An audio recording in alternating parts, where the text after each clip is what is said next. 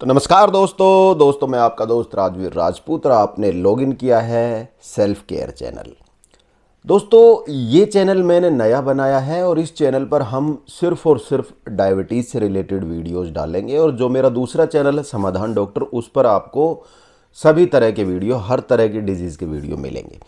तो आज की वीडियो में हम बात करेंगे कि अगर किसी का फर्स्ट टाइम, मान लो किसी की एज कम है 20, 30, 25, 26 साल की एज में, और उसको डायबिटीज़ डिटेक्ट हो गया, यानी कि हम कहें कि खून के अंदर शुगर बढ़ा हुआ डिटेक्ट हो गया, तो वो घबरा जाता है उस कंडीशन में और डॉक्टर के पास जाएगा। मान लो उसका शुगर बढ़ा हुआ आया 200, 250, 280, तो डॉक्टर उसको पेशेंट डिक्लेयर कर देते हैं और उनको जो पहली जो शुगर की दवाई है बेसिक से मेटफॉर्मिन वो देना स्टार्ट कर देते हैं।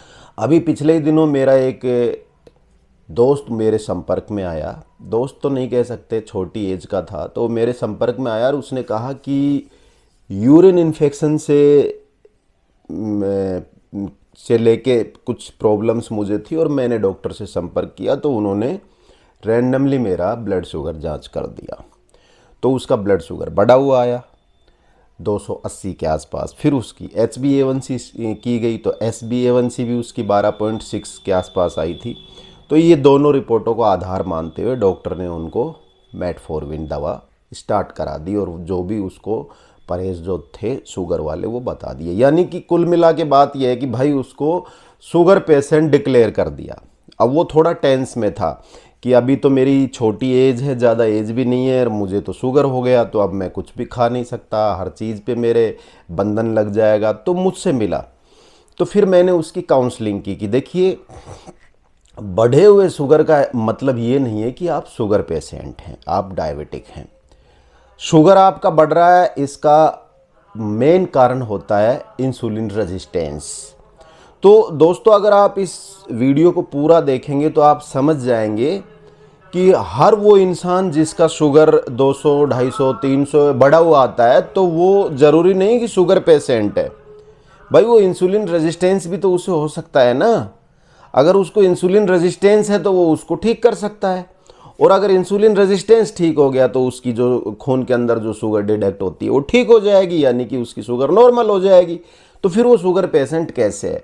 डॉक्टर इन बातों में ध्यान नहीं देते। डॉक्टर का बस एक मकसद होता है दवाइयाँ लिख के उसको दवाई खिलाना, और डॉक्टर दवाई स्टार्ट कर देते हैं। तो दोस्तों सबसे पहले तो हम बेसिक से स्टार्ट करते हैं, शुरुआत से शुरुआत करते हैं कि ये शुगर क्या है, किस बला का नाम है और ये कितने तरह की होती है।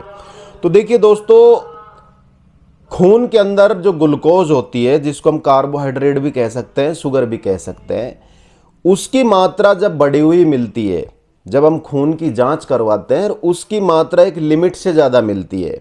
यानी कि एक लिमिट हम निर्धारित कर देते हैं 110 या 120, उससे ऊपर अगर उसकी मात्रा मिलती है खून के अंदर 110 डेसिबल पर लीटर या उससे ज़्यादा उसकी मात्रा मिलती है, तो फिर डॉक्टर उसको डायबिटिक घोषित कर देता है, जो कि ये सही नहीं है। शुगर बढ़ने के बहुत से कारण होते हैं, या खून के अंदर शुगर क्यों बढ़ती है, ये शुगर है क्या, इसको भी हम थोड़ा समझ लेते हैं। तो दोस्तों आप जो खाना खाते हैं ना, खाना हम सब खाना खाते हैं, खाना हमारे पेट में जाता है, पेट में जाके खाना ब्रेक होता है, टुकड़ों में टूटता है। इसमें से मोटी मोटी 3 चीज़ें निकलती है, एक फैट, एक प्रोटीन और एक कार्बोहाइड्रेट। फैट और प्रोटीन का आपकी डायबिटीज़ से, शुगर से कोई लेना देना नहीं है। जो तीसरी चीज़ निकलती है कार्बोहाइड्रेट, इसके अलावा भी बहुत से मिनरल्स वगैरह निकलते हैं, लेकिन मेन मोटी मोटी ये 3 चीज़ें आपके खाने से ब्रेक होती है। तो जो तीसरी चीज़ ब्रेक होती है, जिसको हम कार्बोहाइड्रेट बोलते हैं, ये कार्बोहाइड्रेट ही शुगर है, ठीक है। लेकिन ये कार्बोहाइड्रेट हमारा ईंधन भी है भाई। जिस तरीके से एक गाड़ी को चलने के लिए, एक इंजन को चलने के लिए पेट्रोल की ज़रूरत होती है, उसी तरीके से हमारे शरीर को चलने के लिए हमें जो ईंधन की ज़रूरत होती है, वो ईंधन ये कार्बोहाइड्रेट ही होता है। तो हर इंसान को कार्बोहाइड्रेट की ज़रूरत होती है। अगर कार्बोहाइड्रेट नहीं मिलेगा तो हमें एनर्जी नहीं मिलेगी, हम काम नहीं कर पाएंगे, वीक हो जाएंगे, शरीर कमज़ोर हो जाएगा। तो हमारा ईंधन भी यही है। अब ये कार्बोहाइड्रेट ही शुगर है, यही ईंधन है, ये कैसे काम करता है इसका बेसिक हम समझ लेते हैं। जब खून पेट में जाके ये ब्रेक हो जाता है अलग अलग, तो फैट अपना काम करने स्टार्ट कर देता है, प्रोटीन अपना काम स्टार्ट कर देता है, और जो ये कार्बोहाइड्रेट है ये खून में चला जाता है। अब दोस्तों, खून के अंदर रेड ब्लड सेल्स और वाइट ब्लड सेल्स आपने सुनी होंगी। उसमें से ये रेड ब्लड सेल्स जो होती हैं यही हमारी इंजन होती है। आप समझ लीजिए कि ये हमारी मशीनरी का मेन अंग है, ये हमारा इंजन है रेड ब्लड सेल्स। इसी से ऊर्जा मिलती है, यही हमारे शरीर को चलाता है। अब भाई इस इंजन को, इस ब्लड सेल्स को पेट्रोल भी तो चाहिए होता है ना, तो वो पेट्रोल जो होता है इसका वो होता है कार्बोहाइड्रेट। जब खून के अंदर कार्बोहाइड्रेट चला जाता है तो वो सीधा इस ब्लड सेल के अंदर नहीं जाता, अपने आप नहीं जाता, इसको खून से उठा के ब्लड सेल तक पहुंचाने का काम करता है इंसुलिन। जैसे ही खून में इसकी कार्बोहाइड्रेट की मात्रा बढ़ेगी तो पेनक्रियाज से इंसुलिन निकलेगा, इंसुलिन आएगा, और वो एक तरह से मीडिएटर का काम करता है। वो ग्लूकोज को उठाएगा और हमारी जो ब्लड सेल्स है उसको खिला देगा। तो ये काम करता है मीडिएटर का कौन? इंसुलिन। अगर इंसुलिन नहीं होगा तो वो जो शुगर खून में गया है, वो कार्बोहाइड्रेट खून में गया है, वो वहीं की वहीं बना रहेगा, वो सेल तक नहीं पहुंचेगा, और जब भी हम जांच करवाएंगे ब्लड की तो वो बढ़ा हुआ आएगा।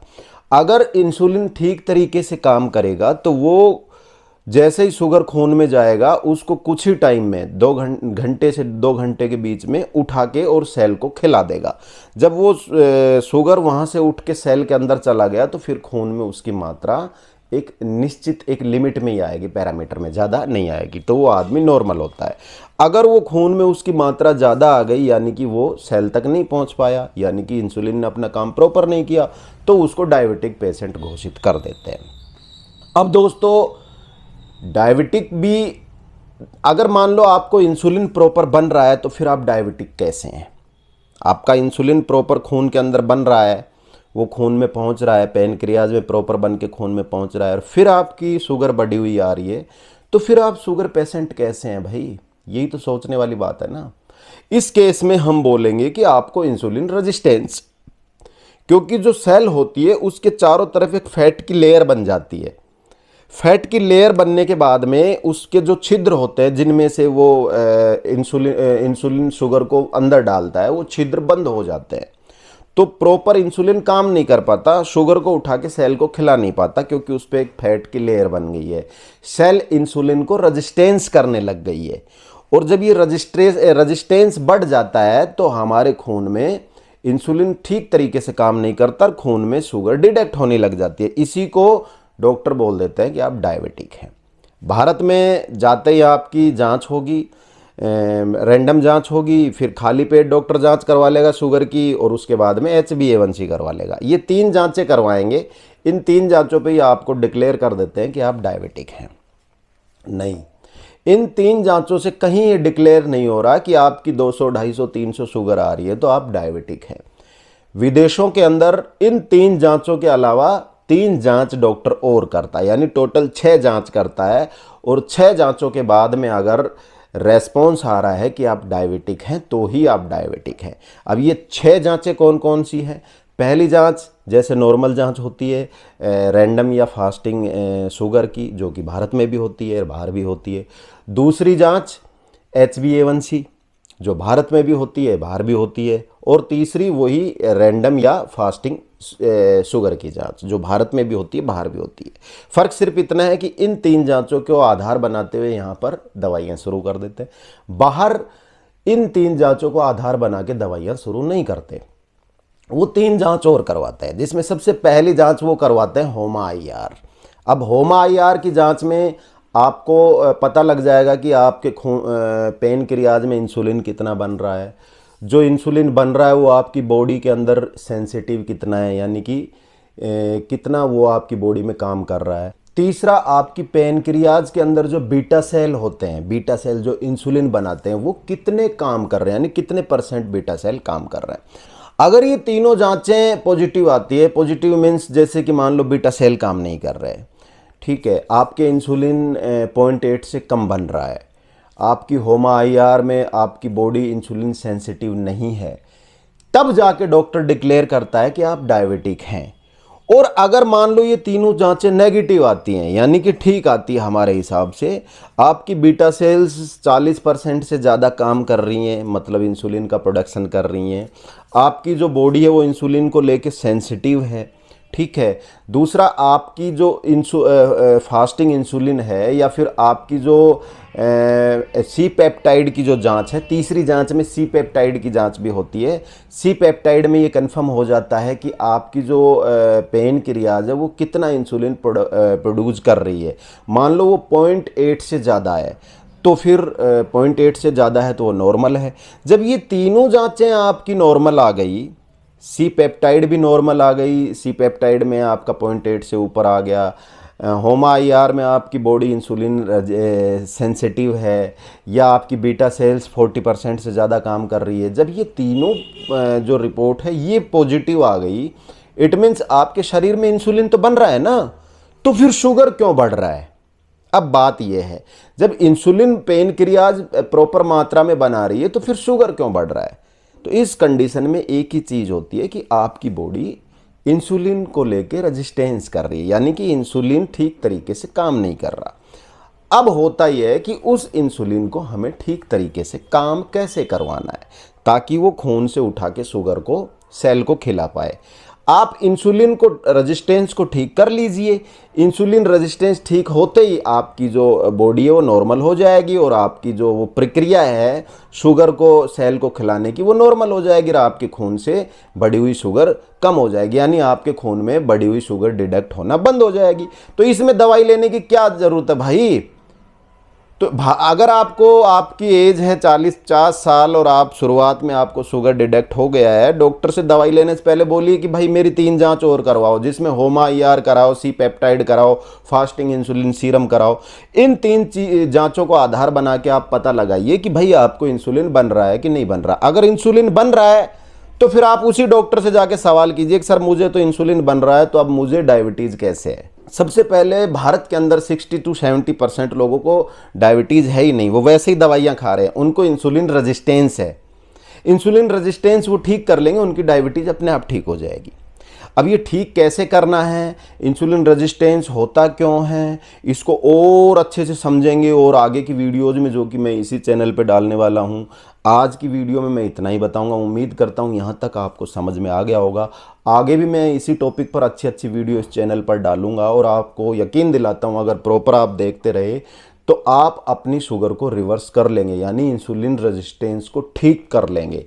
तो दोस्तों इस वीडियो में इतना ही। जय हिंद, बाय बाय।